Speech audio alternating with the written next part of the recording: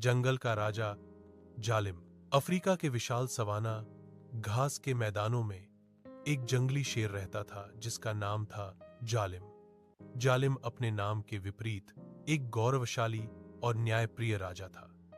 उसका अयाल माने सोने की तरह दमकता था और उसकी दहाड़ मीलों दूर तक सुनाई देती थी, जो न सिर्फ डर बल्कि सम्मान भी पैदा करती थी। एक सूखी गर्मी के मौसम में जब पानी दुर्लभ हो गया तो जानवरों के बीच तनाव बढ़ गया। जंगल की नदी सूख रही थी और हर कोई बचे हुए पानी के स्रोत पर कब्जा करना चाहता था। जालिम ने देखा कि एक चालाक लकड़बग्घे का समूह कमजोर हिरणों को पानी पीने से रोक रहा था।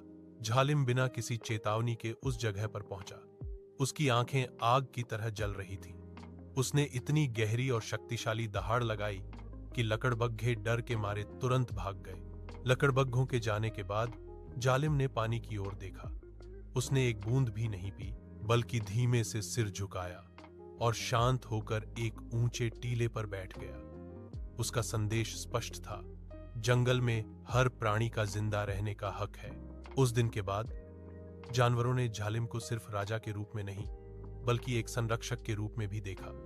जालिम ने उन्हें सिखाया कि शक्ति का सही उपयोग दूसरों को दबाने में नहीं, बल्कि उनकी रक्षा करने में होता है। उसकी दहाड़ अब केवल अधिकार का प्रतीक नहीं थी, बल्कि न्याय और सुरक्षा का आश्वासन थी। कहानी की सीख: सच्ची शक्ति ताकत दिखाने में नहीं, बल्कि न्याय और करुणा से दूसरों की रक्षा करने में है।